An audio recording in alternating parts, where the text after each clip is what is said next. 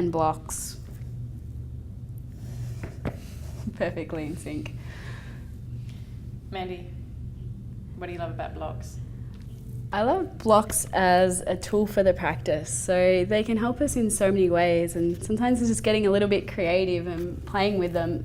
Really good for engagement. Okay, so if you want to really contract and strengthen anything, you need to squeeze something. That's where having a block really comes in handy. If I squeeze my arms like this, you get a little bit of engagement.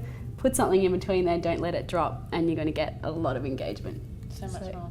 That's where it can be really useful. And for people at home, if you don't have a block, you can use a book. Yeah, A any box, elevated a box, item even with a bit that's of weight in it, perhaps. quite solid though. Yeah. You don't want it to be saggy, otherwise it won't hold the body Defeats strength. the purpose, doesn't Yeah, it? it does. Awesome. So let's start. Get started. Yeah. All right, so we're going to start with some strengthening exercises that you can do with your block. So the first one, I've almost given it away before we even started. We take the block out in front on that wide width and we squeeze the hands on the block really firmly. So straight away, my triceps already engaged.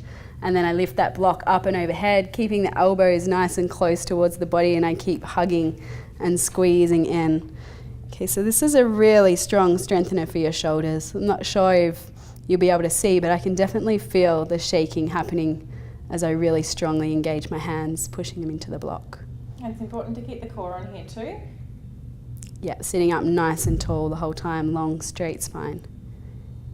Okay, and then this one can add on. So you would lift the block up and then place it down onto the floor. And then we would walk into what's called our dolphin pose. So this one can also be a really great measure. So in our dolphin pose, we want to keep these upper arms hugging in towards the body. There's a tendency for the elbows to really splay out towards the sides, and also the hands to separate as well. So you can take the block in like L shape in between the hands, place it down on the floor here, which is going to help you position your elbows as well. So I press my hands down, I'm pressing firmly into that block once again, and then I start to lift the hips up towards the sky. Really firmly pressing down into the forearms here, lifting the hips up. You might start to creep those feet in.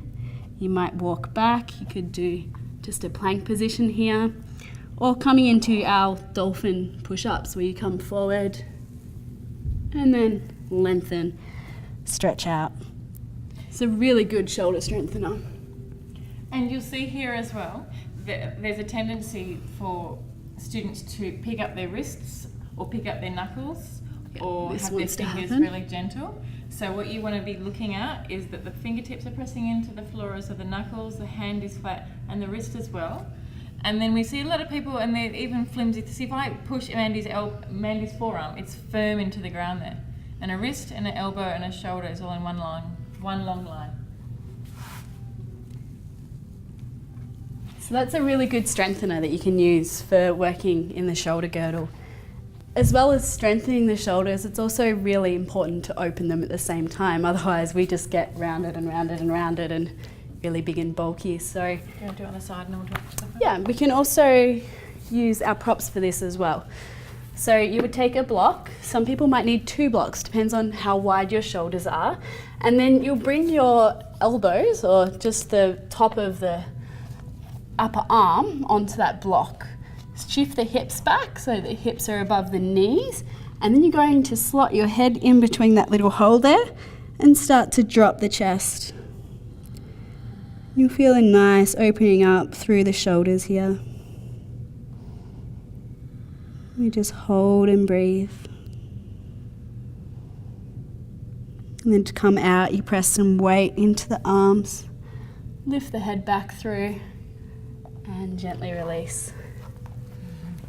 So that's a variation of our heart-melting pose with the block. It's one of my favourites as well, actually. So that's all I have today on the shoulder strength and opening. There's loads more you could do. It's kind of endless. Thanks, Mandy. Most welcome.